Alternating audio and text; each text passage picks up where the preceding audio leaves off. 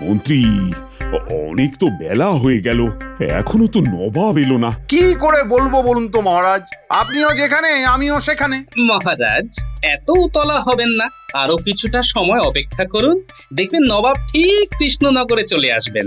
না না গোপাল, তুমি ব্যাপারটা বুঝতে পারছো না। নবাবকে এইবার যেভাবেই হোক খাইয়ে দাইয়ে মনোরঞ্জন করিয়ে খুশি করতেই হবে। তাহলে যদি আমার ঘাট থেকে করের বোঝাটা একটু কমে।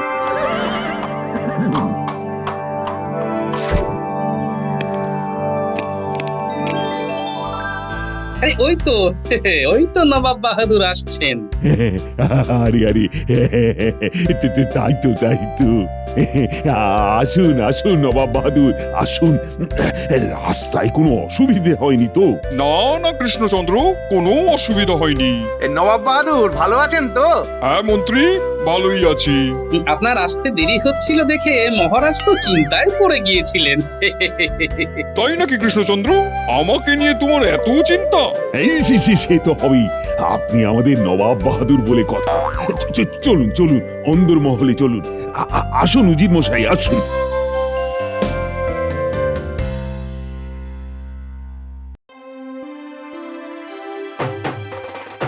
ওরে বাবা রে বাবা রে বাবা, কত ভালো মন্দ খাবার! খাবারগুলো দেখে পেটের মধ্যে খিদেটাও আরো যেন চচ্চর করে বেড়ে যাচ্ছে। আজকে একেবারে কবজি ডুবিয়ে খাবো। এ কি করেছো কৃষ্ণচন্দ্র? এত আয়োজন! আপনি এত বছর পর আমার রাজ্যে এসেছেন, এইটুকু আয়োজন না করলে হয় বলুন?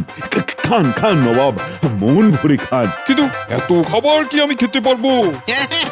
নবাব বাহাদুর, আপনি চেষ্টা করলে সব পারবেন। নিন নিন নবাব, এইবার ভোজন শুরু করুন। উজির মশাই, আপনিও শুরু করুন।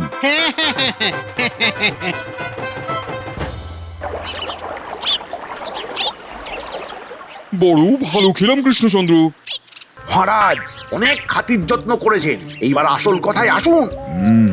মন্ত্রী ঠিকই বলেছে। জাহাপনা, বলছিলাম কি, আমার একটা কথা ছিল। কি কথা? আসলে আমার এই বছরের কিছু কর প্রদান করা বাকি আছে, তো মানে যদি সেই কর থেকে কিছুটা কর মার্জনা করে দিতেন তাহলে খুব ভালো হতো। কেন, তুমি প্রজাদের কাছ থেকে খাজনা আদায় করনি? শুনেছি এই বছর তো ফসলও নাকি খুব ভালো হয়েছে। ইয়ে মানে আসল ব্যাপারটা হয়েছে কি, সবার থেকে এখনো খাজনা আদায় করা হয়নি, এখনো অনেকের খাজনা বাকি আছে। আসলে এমন অনেক প্রজা আছে যাদের কাছে বারংবার খাজনা চাওয়ার পরেও খাজনা পাওয়া যায় না। তাহলে গোপাল কি করছে? গোপালের এত বুদ্ধি কোথায় গেল? প্রজাদের থেকে বুদ্ধি করে খাজনা আদায় করতে পারলো না? আসলে মানে আসলে জাহাপানা, গোপালের তো বয়স হয়েছে, তাই বয়স বৃদ্ধির সঙ্গে সঙ্গে গোপালের বুদ্ধিতেও মরছে ধরেছে। দেখো কৃষ্ণচন্দ্র, আমি তোমার কিছুটা কর মার্জনা করে দিলাম, তবে আমার একটা শর্ত আছে। কি শর্ত জাহাপনা? আমি গোপালের বুদ্ধির 3টে পরীক্ষা নিতে চাই। গোপালের বুদ্ধির পরীক্ষা? কিন্তু কেন জাহাপনা? হ্যাঁ, আসলে আমি দেখতে চাই বয়স বৃদ্ধির সাথে সাথে গোপালের বুদ্ধিতেও মরচে ধরেছে কিনা। মানে ইয়ে মানে এর সাথে কর মার্জনা করার কি সম্পর্ক জাহাপনা? দেখো কৃষ্ণচন্দ্র, আমি তোমাকে এইবার না হয় কিছুটা কর মার্জনা করে দিলাম, কিন্তু প্রত্যেক বছর এটা করা তো আমার পক্ষে সম্ভব নয়। আর গোপালের যদি বুদ্ধি থাকে তাহলে গোপালের সাথে সলা পরামর্শ করে তুমি নিজেই একটা উপায় বের করতে পারবে যে কিভাবে সকলের কাছ থেকে খাজনা আদায় করে সেখান থেকে আমাকে সঠিক কর প্রদান করা যায়, রাজ্যের উন্নতি কিভাবে করা যায়, ইত্যাদি ইত্যাদি। কিন্তু গোপালের যদি বুদ্ধি না থাকে তাহলে তো সেটা পারবে না, তাই আমি এই পরীক্ষা নিতে চাই। ঠিকই তো, হয়তো গোপালের বয়স হয়েছে তাই বুদ্ধিতেও মরচে পড়েছে। না না না, আমাকে নবাবের কথায় রাজি হয়ে যেতে হবে। আমাকেও জানতে হবে সত্যি কি গোপালের বুদ্ধিতে মূর্ছে ধরেছে। ঠিক আছে জাহাপানা, আপনি গোপালের পরীক্ষা নিন, আমার কোনো অসুবিধে নেই। তার মানে নবাব আমার বুদ্ধির পরীক্ষা নিয়ে আমাকে ফাঁদে ফেলার চেষ্টা করছেন, হ্যাঁ? ঠিক আছে, তাহলে তো এই পরীক্ষা আমাকে দিতেই হয়। ঠিক আছে নবাব বাহাদুর, আপনি যখন আমার পরীক্ষা নিতে চাইছেন তখন আমি পরীক্ষা দিতে রাজি আছি। যাক, ভালোই হলো তুমি রাজি হয়ে গেলে। তাহলে আর দেরি করে লাভ নেই, তোমার প্রথম পরীক্ষাটা তাহলে নিয়ে ফেলাই যাক, কি বলো? হ্যাঁ, এইবার ওই গোপাল পেঁচে পড়েছে। ঠিক হয়েছে, ঠিক হয়েছে। ঠিক আছে জাহাপনা, বলুন আমাকে কি করতে হবে। দেখো গোপাল, তোমার প্রথম পরীক্ষা নেবে মন্ত্রী আর উজির, দ্বিতীয় পরীক্ষা নেবে কৃষ্ণচন্দ্র, আর সর্বশেষ পরীক্ষা নেব আমি। উফ, এইটাই তো চেয়েছিলাম। এইবার গোপালকে এমন পাঁকে ফেলবো যে সেই পাঁক থেকে গোপাল কিছুতেই বেরিয়ে আসতে পারবে না। উজির, তুমি আর মন্ত্রী মিলে গোপালের একটা পরীক্ষা নাও। গোপাল যদি সেই পরীক্ষায় পাশ করতে পারে তবেই দ্বিতীয় পরীক্ষা দিতে পারবে। আগে জাহাপানা, তাহলে আমাকে আর মন্ত্রী মশাইকে এই নিয়ে কিছু ভাবার তো সময় দিন। আচ্ছা ঠিক আছে, তোমরাও তবে পাশের কক্ষে গিয়ে আলোচনা করে এসো। আচ্ছা আচ্ছা আচ্ছা, ঠিক আছে জাহাপানা, ঠিক আছে। চলুন চলুন মন্ত্রী মশাই, চলুন। হ্যাঁ হ্যাঁ, চলুন চলুন চলুন। কি ব্যাপার, মন্ত্রী আর উজিরের এত সময় লাগছে কেন? সময় তো লাগবেই আমাকে জব্দ করার জন্য, প্যাচ কষছে যে, সময় লাগবে না?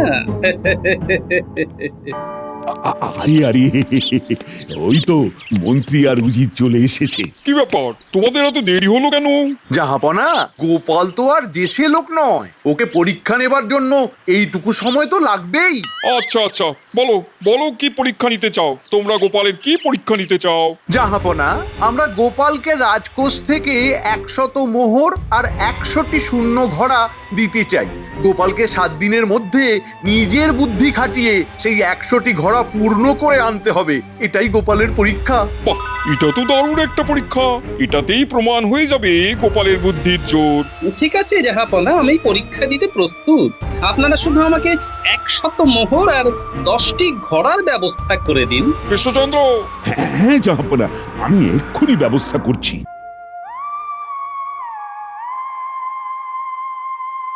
হায় হায়, কি অবস্থা! এতগুলো ঘোড়া! মাত্র 7 দিনের মধ্যে এতগুলো ঘোড়া কিভাবে ভর্তি করবে তুমি? কিছু একটা তো করতেই হবে। যদিও আমার কাছে 100 মোহর আছে, সেগুলো দিয়ে যদি কিছু একটা করে। তোমার মাথার ব্যায়ামও হয়নি তো? এত শত মোহর দিয়ে তুমি 7 দিনের মধ্যে 10টা ঘোড়া ভর্তি করতে পারবে? এই ঘোড়া মোহর দিয়ে ভর্তি করা কি মুখের কথা গো? এই ঘোড়া ভর্তি করতে হলে কতখানি মোহর লাগবে তা তুমি জানো? 7 দিনের মধ্যে কোনো মতে এই ঘোড়াগুলো মোহর দিয়ে ভর্তি করা সম্ভব না, যদি না ইট কাঠ পাথর দিয়ে এই ঘোড়াগুলো ভর্তি করো। হ্যাঁ গিন্নি, তুমি কথাটা কিন্তু মন্দ বলনি। ইট কাঠ পাথর না হোক, মাটি দিয়ে তো ভর্তি করতে পারি। মাটি? কি বলছো? আমি একটা জায়গায় যাচ্ছি গিন্নি, হ্যাঁ, ফিরতে একটু দেরি হবে, কেমন? আরে এই অবেলায় এবার কোথায় চললে? ফিরে এসে আমি তোমায় সব বলছি। আসি আমি। ওহ, এই লোকটার মাথার মধ্যে যে কি চলে সেটা একমাত্র লোকটাই জানে। হ্যাঁ,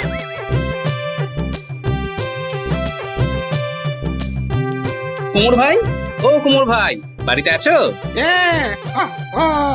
গোপাল দাদা যে, হ্যাঁ তুমি এসো এসো। আমাকে 1000-এর মতো মাটির মোহর বানিয়ে দিতে হবে, পারবে? মাটির মোহর? এ আবার এমন কি কঠিন কাজ? যাক বাবা, তুমি আমায় বাঁচালে। কিন্তু 7 দিনের মধ্যে আমার এই মাটির মোহরগুলো লাগবে, কিন্তু পারবে তো? আরে বাবা, 7 দিন তো অনেক বেশি সময়। আমি তোমাকে 2 দিনের মধ্যেই সব বানিয়ে দেব।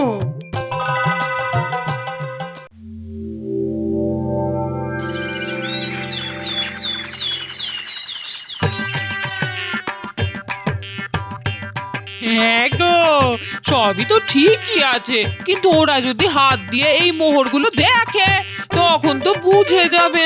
তুমি কি তোমার স্বামী একেবারে কাঁচা খেলোয়াড় ভেবেছে নাকি? হ্যাঁ আমি যখন মাঠে নামি একেবারে কোমর বেঁধেই নামি, বুঝলে? এই যে এই 100 আসল মোহর আছে, সেখান থেকে 10টি করে মোহর নিয়ে 10টি ঘোড়ার মুখে রেখে দেব, যাতে কেউ হাত দিয়ে দেখলেও বুঝতে পারবে না। সত্যি বাবা, তোমার মাথায় কিছু বুদ্ধিও আছে। আমার বুদ্ধিটা মরচে ধরেছে বলেছিলে না? এইবার সবার বুদ্ধিতে আমি এমন মরচে ধরিয়ে দেব যে আসল নকলের পার্থক্যই কেউ বুঝতে পারবে না।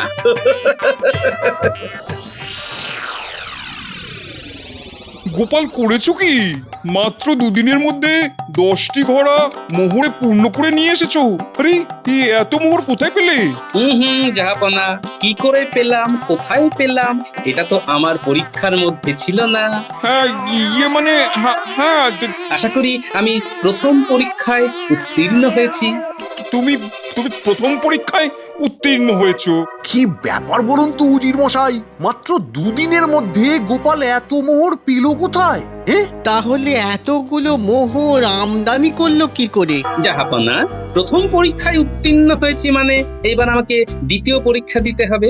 আমাকে কি করতে হবে যদি বলেন তাহলে খুব ভালো হতো। ইয়ে মানে হ্যাঁ হ্যাঁ গোপাল, শোনো, আমিও তোমাকে আরো 7 দিন সময় দিলাম। এই 7 দিনের মধ্যে তোমার জীবনের সব থেকে বড় দুজন শত্রুর কাছ থেকে ধন সম্পদ আদায় করতে হবে, আর এমন ভাবে আদায় করতে হবে যে তারা যেন স্বেচ্ছায় সেই ধন সম্পদ তোমাকে দিয়ে দেয়। কি পারবে তো? মহারাজ, এর এমন কি কাজ?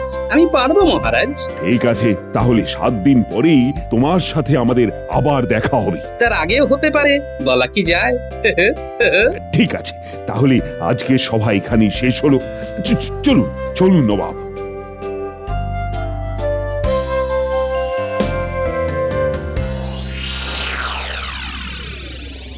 উজির মশাই, কি হচ্ছে বলুন তো ব্যাপারটা? গোপাল মাত্র দুদিনের মধ্যে এতগুলো মোহর নিয়ে এলো, আবার উঁচু গলায় বলে গেল যে ওর শত্রুর কাছ থেকে ধন সম্পদ আদায় করে আনবে। গোপাল কি কোনো জাদু টাদু করছে নাকি? আপনি ঠিকই বলেছেন। তার জন্যে আমাদের গোপালকে পিছু করতে হবে, ওর উপর নজর রাখতে হবে। আপনি একেবারে ঠিক বলেছেন, ঠিক বলেছেন। চলুন তবে। উজির মশাই, উজির মশাই, আমার আর তর সইছে না। আমাকে গোপালের থেকে জানতেই হবে যে ও এতগুলো মোহর কোথায় পেল। চলুন চলুন চলুন, তাহলে গোপালকেই জিজ্ঞাসা করা যাক। হ্যাঁ, চলুন চলুন চলুন। গোপাল, গোপাল, গোপাল, দাঁড়াও দাঁড়াও। আরে মন্ত্রী মশাই, আপনি? আরে উজির মশাই, আপনিও আছেন? কি হয়েছে বলুন তো? তুমি এই অসাধ্য সাধন করলে কিভাবে? এটা আবার কোনো ব্যাপার নাকি? হ্যাঁ, কি বলছো গোপাল? এতগুলো মোহর তুমি মাত্র দুদিনের মধ্যে কোথায় পেলে? সভাসদে কাজ করে তো কারোর পক্ষে এত মোহর জমানো সম্ভব নয়। তাহলে কিভাবে সম্ভব হলো গোপাল? সম্ভব, মন্ত্রের মাধ্যমে সব সম্ভব উজির মশাই। মন্ত্র? তার মানে? একটা মন্ত্র আছে, সেই মন্ত্র পাঠ করলেই প্রতিদিন 2 ঘোড়া করে মোহর পাওয়া যায়। কি বলছো গোপাল? হ্যাঁ, আমাকে এক সাধু বাবা এই মন্ত্র দান করেছিল। আমি তো সেই মন্ত্র পাঠ করেই এই মোহরগুলো পেয়েছি। গোপাল, সেই মন্ত্রটা আমাদের কি বলা যাবে? মন্ত্রটা? গোপাল গোপাল, আমরা তো তোমার আপনজন, আমাদের তুমি বলতেই পারো। আমরা কথা দিচ্ছি এই মন্ত্র আমরা কাউকে বলবো না। হ্যাঁ, দেখুন, আমি মন্ত্রটা তো আপনাদের বলতে পারবো না, তবে আমি আপনাদের যা ধন সম্পত্তি আছে তা 10 গুণ করে দিতে পারবো। হ্যাঁ, কি বলছো গোপাল? হ্যাঁ, সত্যি? আগে মানে গোপাল, মানে বলছিলাম কি, আমি আজকেই আমার যা যা ধন সম্পত্তি আছে সব তোমার বাড়িতে গিয়ে দিয়ে আসবো। না না না মন্ত্রী মশাই, মন্ত্রী মশাই, আমি বলছিলাম কি, আমাকে তো মুর্শিদাবাদ যেতে হবে আমার ধন সম্পত্তি আনতে। আপনি আমার সাথে গেলে খুব ভালো হতো। আমি একা এত ধন সম্পত্তি কিভাবে নিয়ে আসবো বলুন? আরে মশাই, আপনি একাই তো আনতে পারেন। ঠিক আছে ঠিক আছে, উনি যখন এত করে বলছেন তখন আপনি যান না মন্ত্রী মশাই, একদিনের তো ব্যাপার। আচ্ছা আচ্ছা আচ্ছা আচ্ছা গোপাল, গোপাল তুমি যখন বলছো তখন আমি তোমার কথা শুনবই। ঠিক আছে, ঠিক আছে উজির মশাই, আমি আপনার সাথে যাব। তাহলে আপনারা মুর্শিদাবাদ থেকে ঘুরে আসুন। মানে গোপাল, তাহলে আমরা আসি গোপাল, হ্যাঁ আসি। হ্যাঁ হ্যাঁ, আসুন মন্ত্রী মশাই, আমাকে জব্দ করা। হ্যাঁ,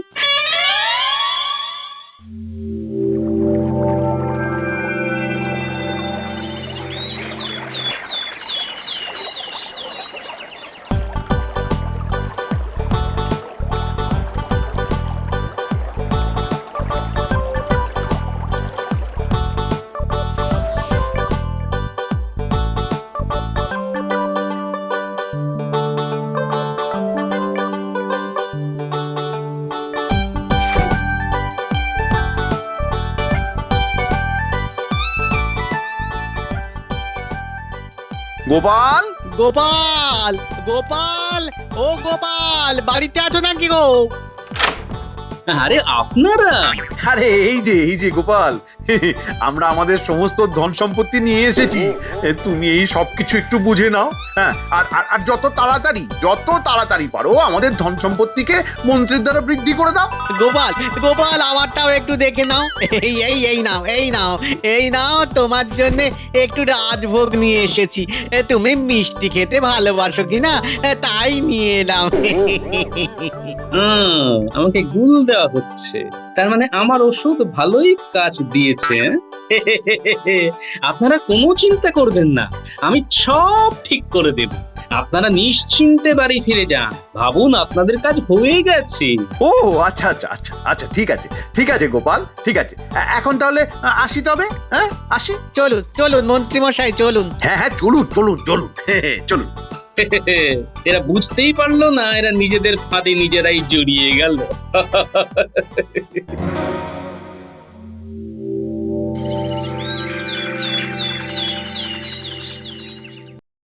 মহারাজ, আপনার কথা মতো আমার জীবনের দুজন সব থেকে বড় শত্রুর থেকে এই ধন সম্পত্তি নিয়ে এসেছি, এবং তারা স্বেচ্ছায় এই সম্পত্তি আমাকে দিয়েছেন।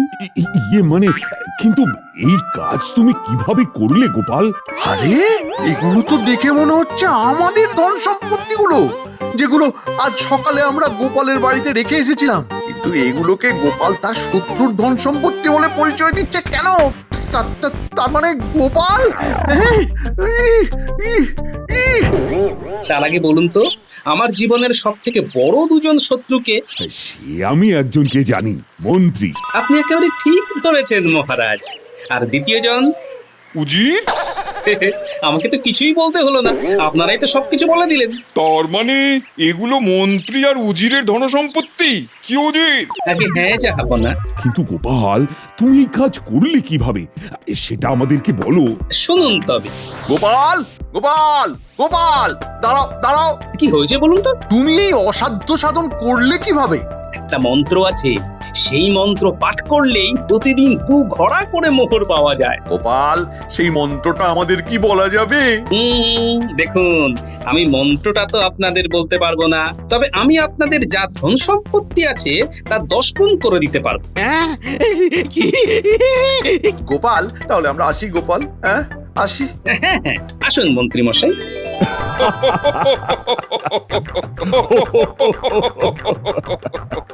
আরে করেছো কি? মন্ত্রী আর উজিরকে তো একেবারে ঘোল খাইয়ে ছেড়ে দিয়েছো। গোপাল, তুমি দ্বিতীয় পরীক্ষাতে উত্তীর্ণ হয়েছো, তাই তো জাহাপনা? হ্যাঁ গোপাল, আমি তোমার বুদ্ধি দেখে সত্যিই খুব প্রসন্ন হয়েছি। তবে তুমি এটা ভেবো না যে তোমাকে তৃতীয় পরীক্ষা দিতে হবে না।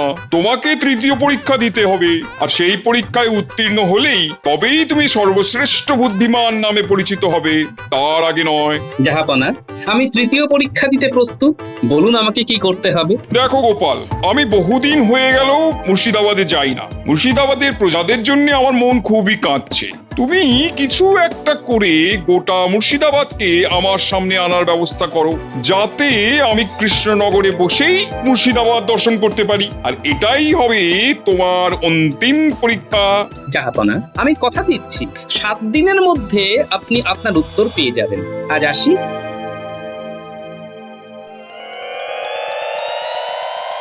কি ব্যাপার কৃষ্ণচন্দ্র, আজকে তো গোপালের তৃতীয় পরীক্ষার অন্তিম দিন। কোথায় গোপাল? এখনো তো এলো না। সেলাম জাহাপনা। প্রণাম মহারাজ। আরে গোপাল, তুমি এসেছো? আমি তো ভাবলাম তুমি আর আসবেই না। আমার বুদ্ধি নিয়ে যে প্রশ্ন উঠেছে তার উত্তর দিতে আমাকে তো আসতে হতোই মহারাজ। গোপাল, আজকে তোমার তৃতীয় পরীক্ষার শেষ দিন, তোমার মনে আছে তো? আর আমি কি বলেছিলাম সেটাও নিশ্চয়ই মনে আছে। হ্যাঁ জাহাপনা, আপনার পরীক্ষা আর আপনার কথা আমার দুটোই মনে আছে।